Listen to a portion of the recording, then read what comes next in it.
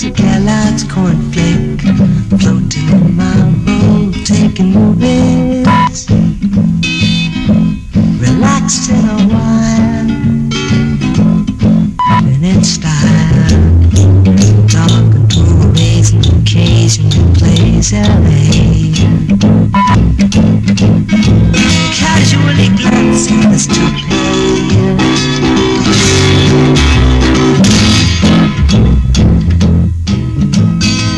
Wish I was an English muffin, about to make the most out of a toaster. I ease myself down, coming up brown. I prefer the boys are very warm than any ordinary jam. I'm a citizens for boys and very jam. The average family has a number of strange, unexpected guests for breakfast every morning. Those guests are the giant corporations of agribusiness, which own or control the $250 billion industry of providing families with what they eat. You'd be surprised to learn that the breakfast guests at this table include ITT, which owns Continental Baking Company, which makes Wonder Bread and gives us the English muffins.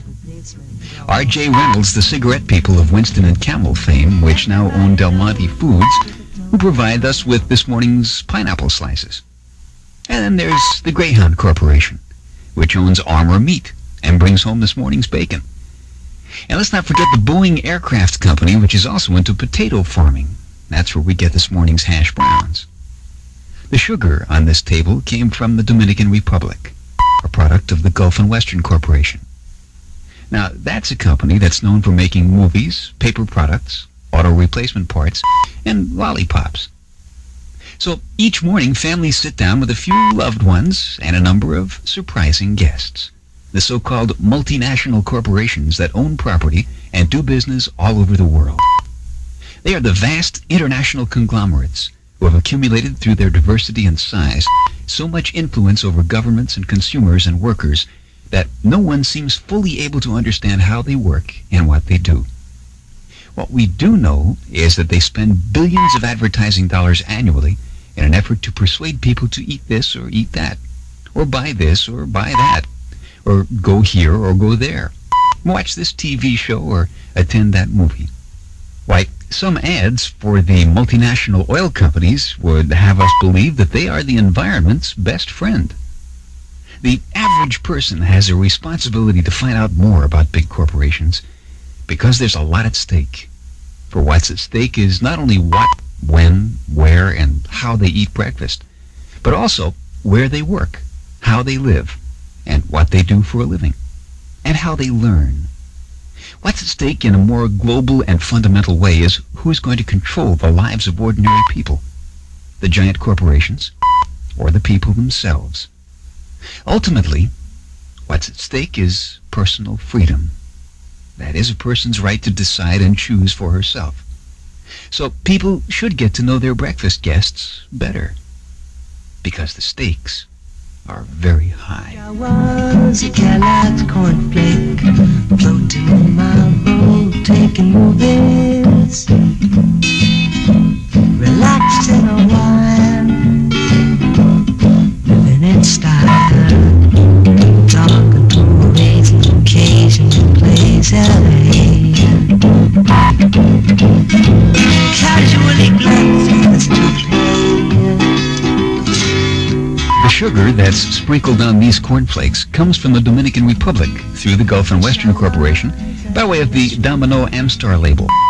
Gulf and Western is a typical multinational conglomerate. It was formed in 1957 as a manufacturer and distributor of automotive parts. But by 1977, automotive parts formed only 8% of Gulf and Western's $330 million in gross earnings. Because of the international character of its holdings and activities, the corporation, like other multinationals, is not subject to the limits and checks of any one government, nor does it owe allegiance to any one flag. Gulf and Western employs 116,000 workers. It reports assets in excess of $4.2 billion. And although the company's net earnings in 1977 was over $150 million, Gulf and Western paid no U.S. corporate income taxes. This was due mainly to deductions and tax shelters designed to benefit the large corporations. In fact, Gulf and Western escaped paying U.S. corporate income tax at least 3 times since 1969. Gulf and Western operates over 150 companies in at least 48 of the 50 states and has subsidiaries in at least 24 countries. Gulf and Western also owns Paramount Pictures, the people who brought you 1, Murder on the Orient Express, 2, Godfathers, 3, Days of the Condor, and the 4th, Woody Allen movie, which is not to forget on television, Laverne and Shirley, and the Fonz of Happy Days.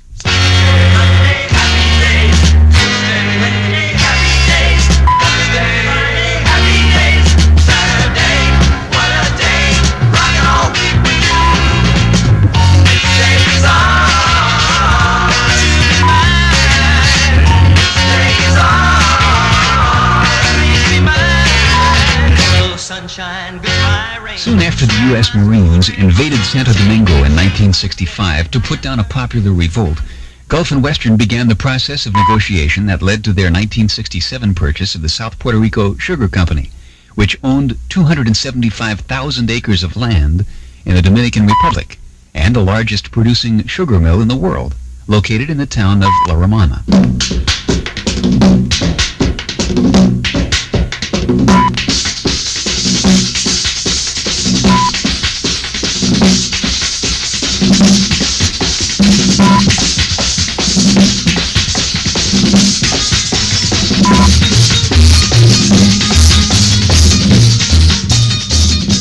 This is Alberto. He works as a cutter in the cane fields of the Gulf and Western subsidiary. His father and 4 of his 7 brothers also cut cane for Gulf and Western. Alberto works from December to June. It's imperative that he earn enough during the harvest to cover the 5 months of unemployment. Gulf and Western currently pays Alberto $1.73 to cut a ton of cane.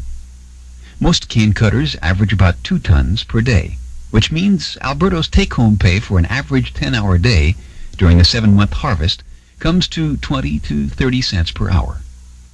Stated another way, Gulf and Western pays Alberto $1.73 to cut 2,000 pounds of sugar cane.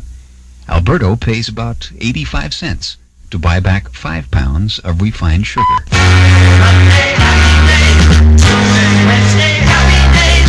Thursday, Friday, happy days. Saturday, what a day to rock and roll week with you. This day is on. You be mine. This day is on. You be mine. Hello, sunshine, goodbye, rain. She's wearing my school ring on my chain. She's my steady, I'm her man. I'm gonna love her all I can. In the Dominican Republic, 3/5 of the people are poor country farmers. Nearly half of their children suffer the serious medical effects of constant malnutrition. A high percentage die of hunger. Of those who survive into adulthood, many suffer from a protein deficiency, which leaves them mentally retarded. In New York City, Gulf and Western is staffed by highly paid executives. For example, Charles Bluthorn draws an income of over $600,000 per year as chairman of the board. He is also the largest stockholder, owning over 3 million shares of company stock.